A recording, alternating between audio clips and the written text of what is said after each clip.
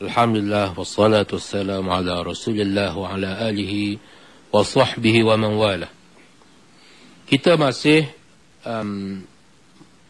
lagi menghuraikan, cuba menghuraikan serta contoh-contoh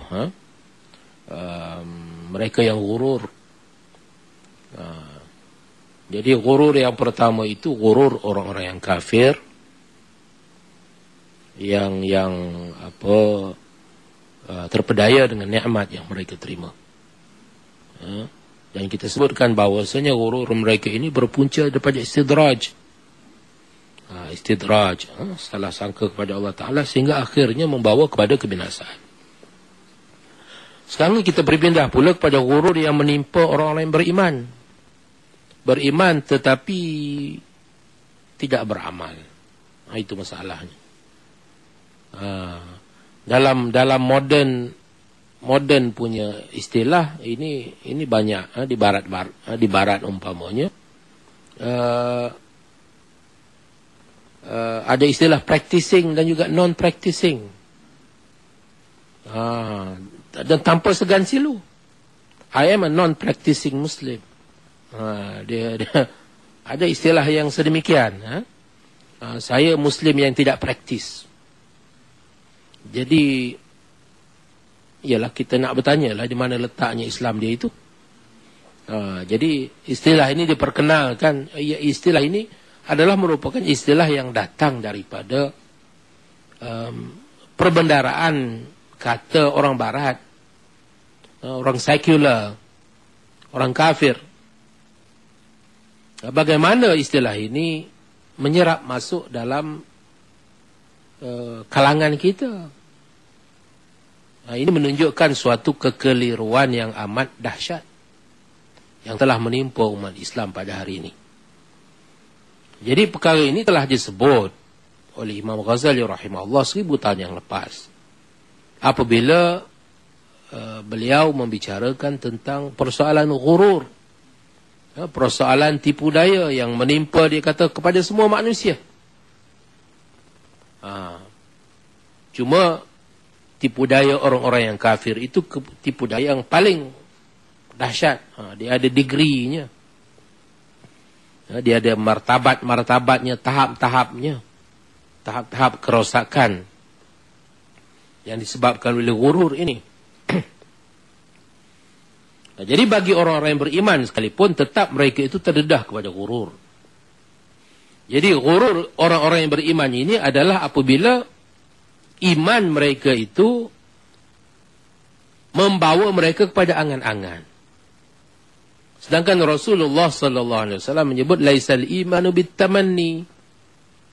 Iman itu bukan dengan angan-angan.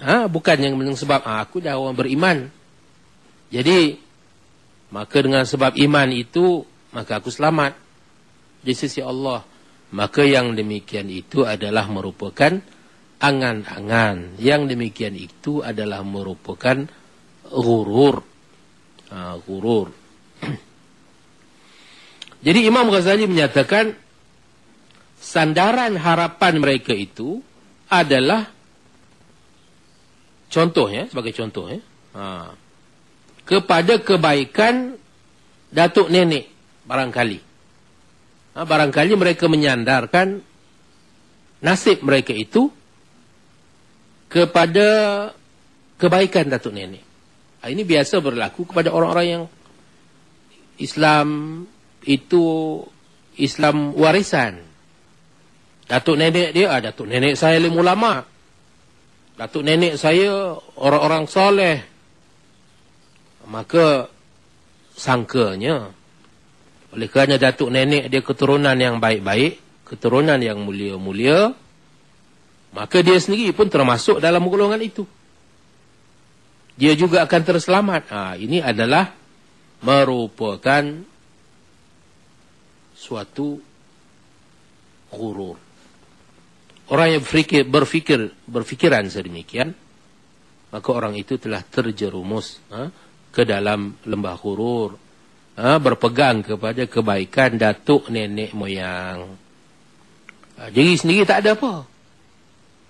Apa dia kebaikan yang engkau miliki? Tak ada. Dia bergantung harap kepada kebaikan, martabat, ketinggian martabat datuk nenek mereka. Seperti mana kata Imam Ghazali rahimahullah, gururnya kaum Alawi. Mungkin kaum Alawi ni keturunan Sayyidina Ali kot. Kalau tak silap saya, keturunan sebahagian daripada keturunan Sayyidina Ali. Mereka yang berbangga, ini aku ni keturunan Sayyidina Ali. Gururnya kaum Alawi dengan nasab mereka.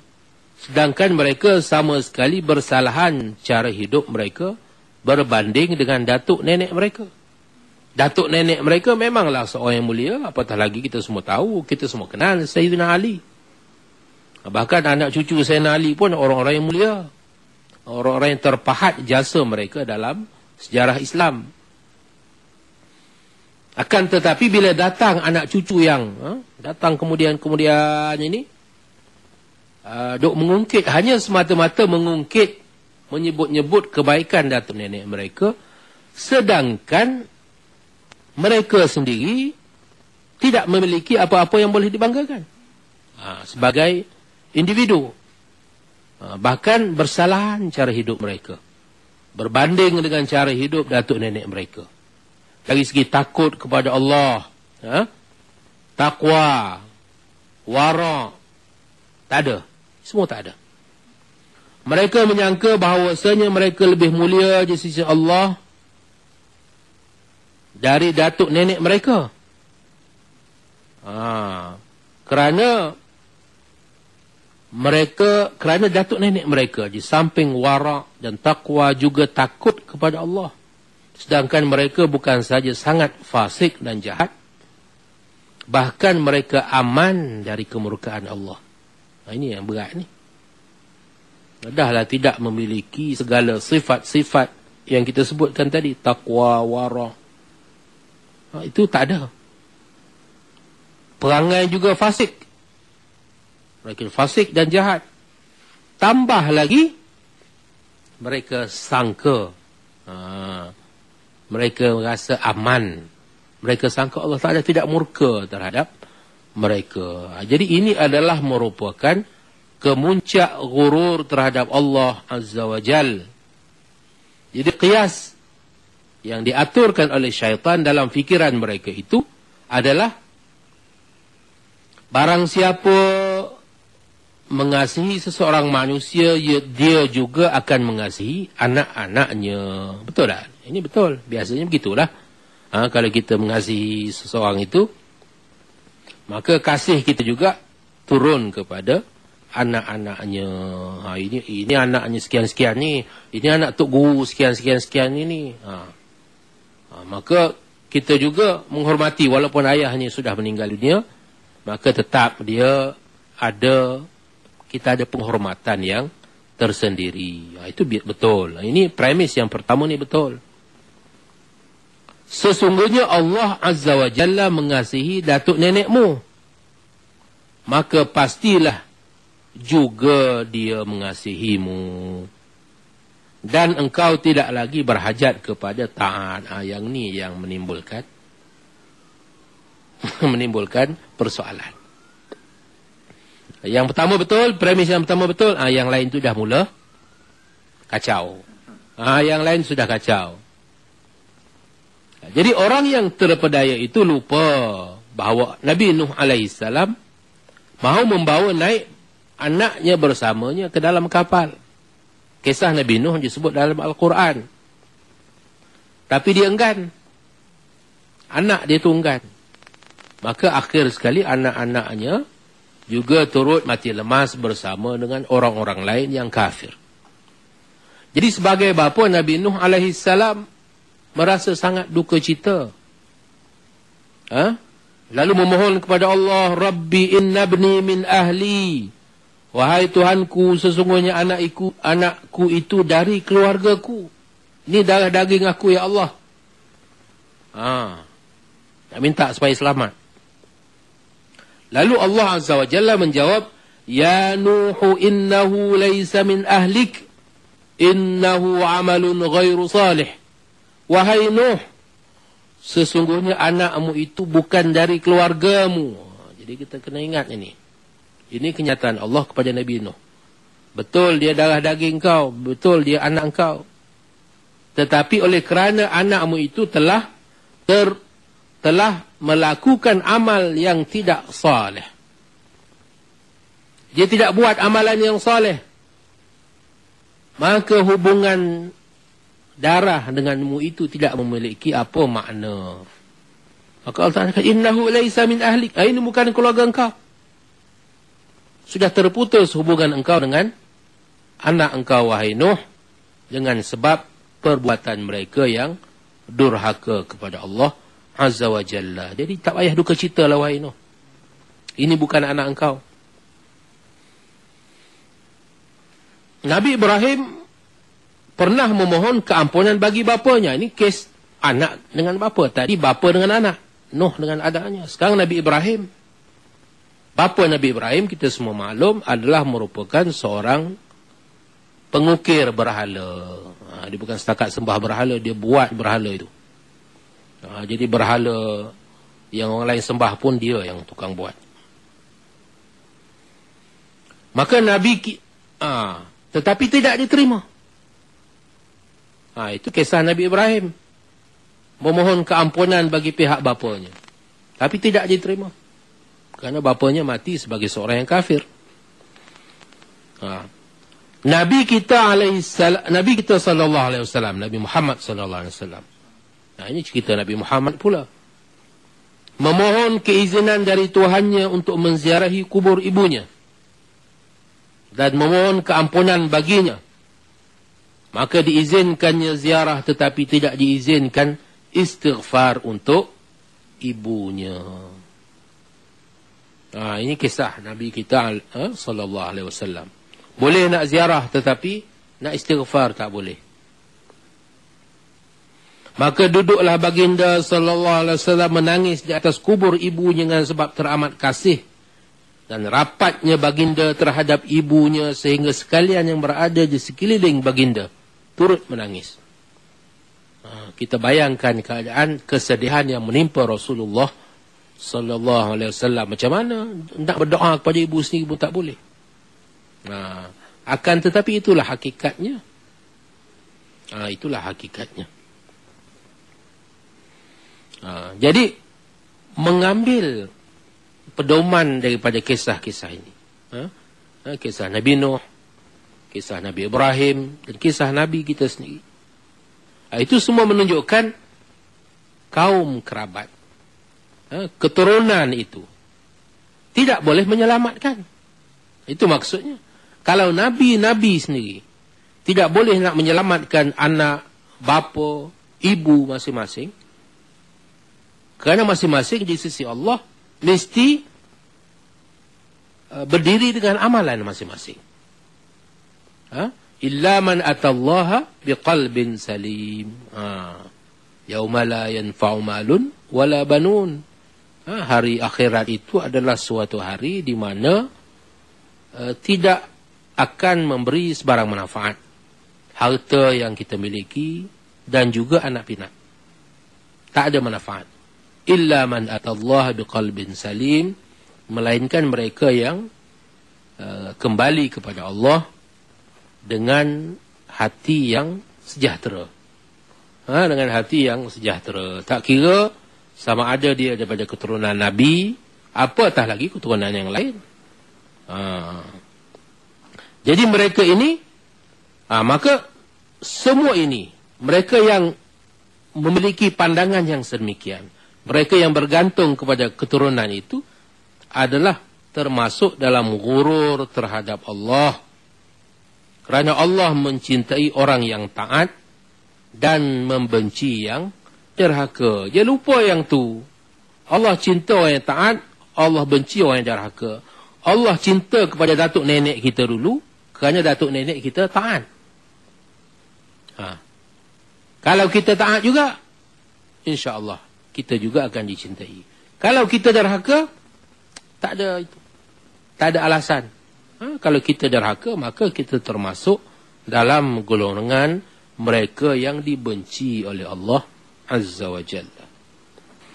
Jadi kita jangan lupa bahawasanya Allah Azza wa Jalla mencintai orang yang taat dan membenci orang yang derhaka. Ini suatu prinsip yang tidak boleh dipersoalkan lagi. Kerana nyata disebut dalam Al-Quran. Inna Allah la yuhibbuz zalimin. Semua. Allah benci kepada orang-orang yang kafir. Dan banyak lagi ayat-ayat yang lain. Inna Allah yuhibbul muhsinin. Allah cinta kepada orang-orang yang buat baik. Jadi, oleh sebab itu, orang yang menyangka bahawasanya dia juga akan memperolehi kebaikan daripada kebaikan datuk nenek dia, semata-mata, maka orang itu adalah seorang yang terpedaya, seorang yang gurur. Kenapa? Sebagaimana kata Imam Ghazali, sebagaimana Allah tidak membenci seorang bapa yang taat dengan sebab dia benci terhadap anak yang durhaka, demikian juga dia tidak mengasihi anak yang durhaka dengan sebab kasihnya terhadap bapa yang taat. Faham tak? Jadi kita tengok, Allah tidak membenci seorang bapa yang taat dengan sebab anak dia durhaka. Anak dia durhaka, maka Allah Ta'ala benci kepada anak sahaja. Tapi bukan kepada bapa, kerana bapanya seorang yang taat. Maka sebaliknya juga.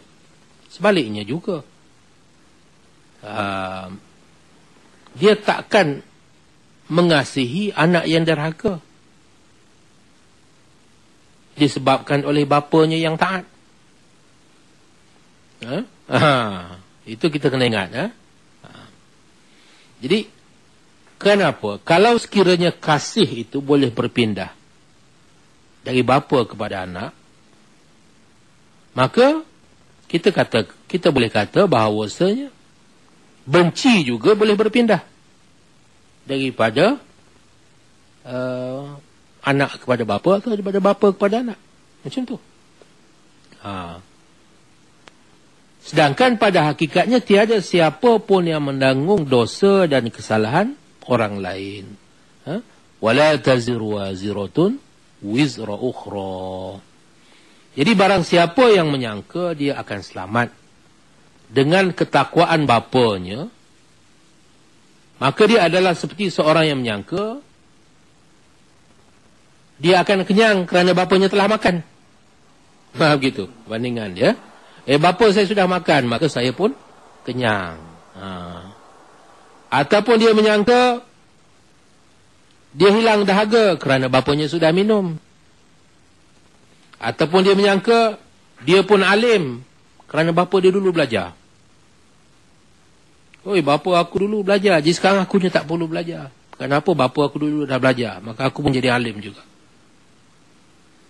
Ataupun dia telah sampai kepada Kaabah dan melihatnya kerana bapanya telah melakukan perjalanan ke Mekah. Dia tak pergi Mekah, bapa dia pergi Mekah, tapi dia mendakwa dia pun dah sampai ke Mekah. Kenapa? Kerana bapa aku dah pergi. Jadi ini semua adalah merupakan dakwaan-dakwaan yang tak akan diterima oleh sesiapa pun yang sehat akalnya.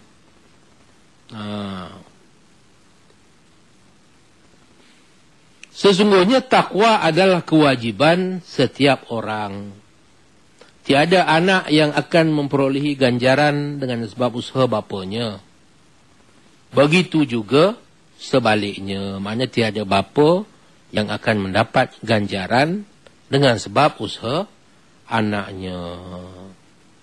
Jadi hari ini kita tengok berapa ramai ibu bapa yang menghantar anaknya ke sekolah tahfiz dengan angan-angan akan memperolehi syafaat daripada penghantaran anak kepada sekolah tahfiz itu. Maka ini pun adalah merupakan suatu bentuk gurur. Jangan dia sangka bahawasanya dia akan selamat di sisi Allah hanya dengan sebab dia ada anak dia masuk sekolah tahfiz. Kenapa anak dia sendiri pun belum tentu garanti boleh selamat di sisi Allah.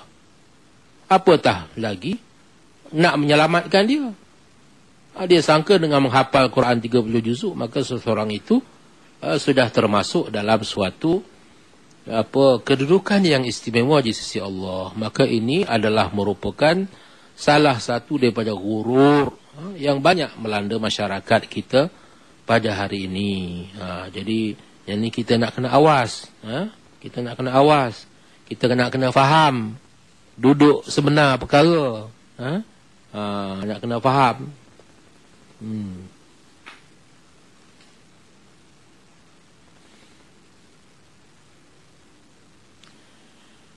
Maka di sisi Allah ganjaran takwa pada hari di mana setiap manusia melarikan diri dari saudaranya, ibu dan bapanya, melainkan dengan jalan syafaat terhadap sesiapa yang tidak bersangatan kemurkaan Allah terhadapnya.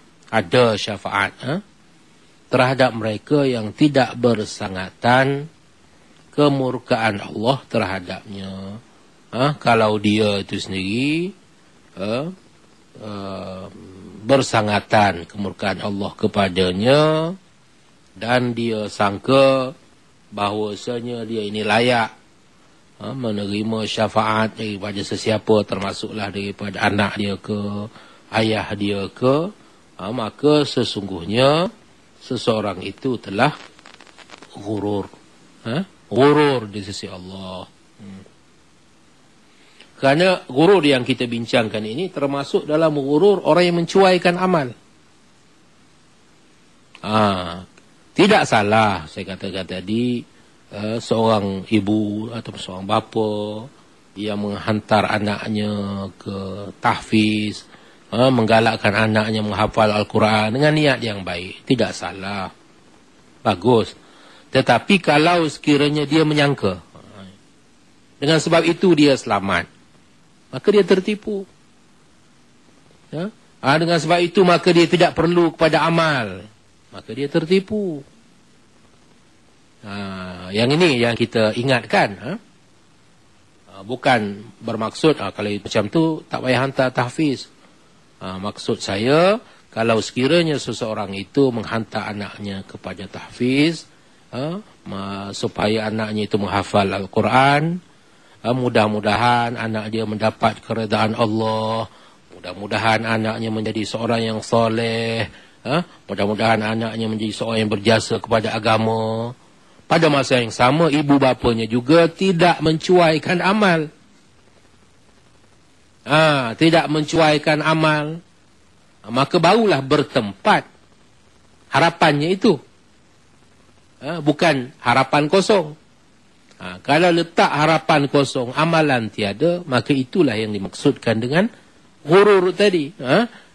Ghurur orang-orang yang beriman tadi. Mengharapkan dengan ada iman sahaja, sedangkan dia mencuaikan amal, mengharapkan syafaat, mengharapkan kemurahan Allah Azza wa Jalla, modal tak ada. Modal tak ada. Baik. Sekiranya engkau berkata, di mana silapnya dengan kenyataan kaum yang durhaka lagi durjana? Bahawasanya Allah Azza wa Jalla itu maha mulia, dan kami sesungguhnya mengharapkan rahmat dan keampunannya.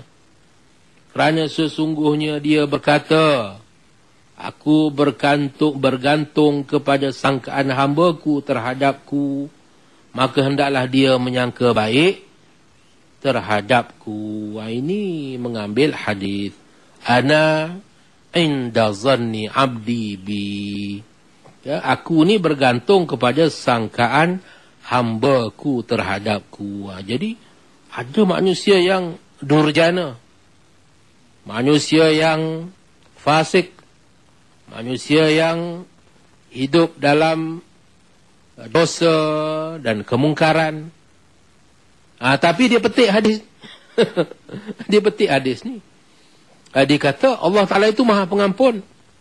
Bahkan dia berkata, ana inda zanni abdi bi, sesungguhnya aku ni bergantung pada sangkaan hamba-Ku.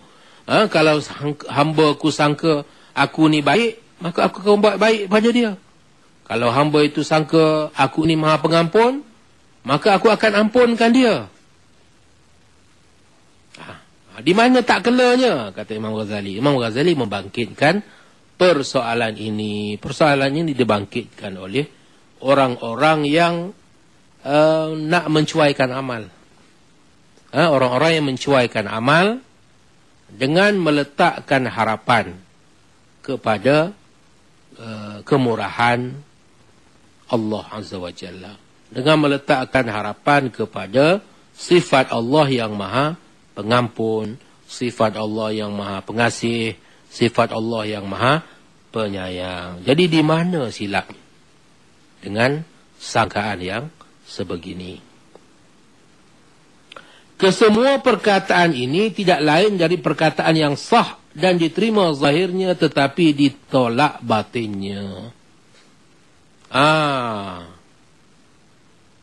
Kalimatu haqqin yuradu bihil batil.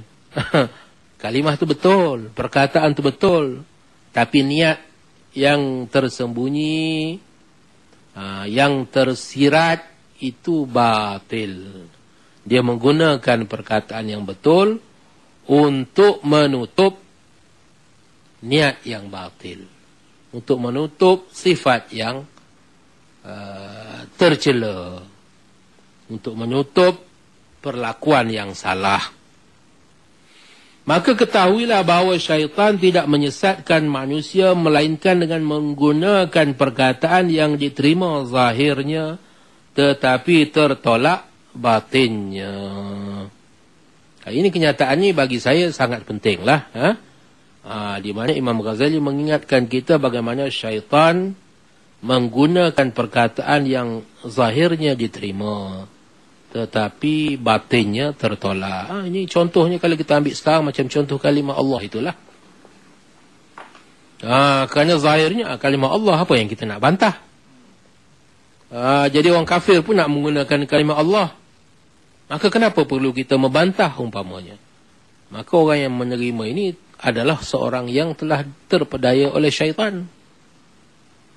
Kerana dia lupa perkataan yang zahirnya itu benar bukan bererti batinnya juga itu benar. Yang dimaksudkan itu sebagaimana yang disebut.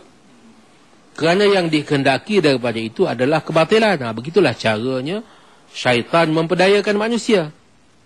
Maka kita jangan lupa sebagaimana sebahagian manusia menggunakan helah yang sama seperti yang digunakan oleh syaitan untuk memperdayakan manusia keseluruhannya. Maka dengan sebab itu kata Al-Akhtal, la yu'jibannaka min khatibin khutbatun hatta yakuna ma'al kalami asila. Jangan engkau terpedaya dengan apa yang dikata sehingga terjelas apa maksudnya. Jangan terpedaya dengan apa orang kata. Orang kata Allah, maka kita pun dah rasa orang ni pun dah nak beriman ni, ataupun dah separuh beriman. La yu'jibannaka, jangan sekali-kali engkau rasa takjub dengan perbuatan orang-orang Kristian nak menggunakan kalimah Allah umpamanya. Sebagai contoh sekarang. Hatta yakuna ma'al kalami asila, sehingga jelas kepadamu apa yang dimaksudkan dengan kata-katanya itu. Apa asal? Kerana apa? Innal kalama la fil fuad. Kerana sesungguhnya kalam yang disebut itu asalnya dalam hati. Wa innama ju'ilal lisanu 'alal fuadi dalila. Jadi lidah itu hanya menjadi petunjuk, lambang kepada apa yang ada di dalam hati. Jadi kita kena tahu apa maksud sebenar. Jadi bila orang nak gunakan kalimah Allah, sedangkan maksud sebenarnya bukan Allah. Maksud sebenarnya bukan Allah pada hakikat. Hakikatnya bukan. Namanya seolah-olahnya itulah hakikatnya. Maka di situ telah berlaku penipuan, telah berlaku penyelewengan terhadap maksud makna yang sebenar. Maka kita jangan terpedaya, kerana ini adalah merupakan perbuatan syaitan, dan syaitan tidak menyesatkan manusia, melainkan dengan menggunakan perkataan yang diterima zahirnya tetapi tertolak batinnya. Jadi kalaulah tidak kerana keelokan zahirnya, takkanlah hati akan tertipu. Hati tertipu kerana dia melihat kepada yang zahir itu elok, maka dia tertipu, terpedaya. Walau bagaimanapun Nabi SAW sudah pun mengetahui tentangnya, lalu baginda SAW bersabda, Al-kayyisu man dana nafsahu wa alima bina wa amila lima ba'dal maut, wal ahmaqu man ittaba'a nafsahu hawaha wa tamanna 'ala Allah. Orang yang bijaksana adalah seorang yang memperhambakan dirinya, manakala orang yang bodoh adalah seorang yang mengikut hawa nafsu dan berangan-angan terhadap rahmat dan keampunan Allah. Orang-orang yang beramal lima ba'dal maut. Orang yang beramal demi memperolehi ganjaran selepas mati. Itu tanda orang itu bijaksana. Al-kayyisu. Orang yang memperhambakan dirinya dan beramal. Memperhambakan dirinya kepada Allah dan beramal bagi memperolehi ganjaran selepas mati.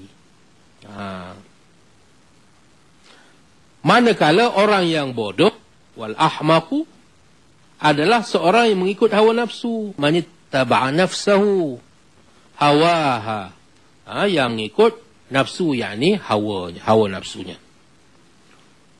Dalam keadaan dia mengikut hawa nafsu itu, dia berangan-angan pula terhadap Allah. Yang kita sebutkan sebelum ini. Berangan-angan Allah Ta'ala itu maha pengampun, maka Allah Ta'ala akan ampunkan dia. Berangan-angan terhadap keturunan dia yang baik, maka Allah Ta'ala akan bukan setakat bagi syafaat kepada keturunan dia, dia sendiri tumpang semangkuk. Tumpang mendapat manfaat daripada ketakwaan, kezuhudan, kewarakan datuk nenek dia. Maka orang-orang yang demikian itu adalah termasuk dalam golongan yang bodoh, dahlah bodoh, hidup berangan-angan. Sedangkan kita sebut dalam hadis yang lain, iman itu sepatutnya membawa kepada amal, bukan membawa kepada angan-angan kosong. Laisal imanu bitamanni. Iman itu bukan dengan angan-angan. Akan tetapi kita temui, insya-Allah dalam perbincangan yang akan datang, banyak sekali ayat-ayat yang merangkumkannya, yang mengikat iman itu dengan amal soleh. Iman itu mesti diikat dengan amal soleh. Barang siapa yang memisahkannya antara kedua perkara itu, maka sesungguhnya dia termasuk dalam golongan mereka yang telah terpedaya.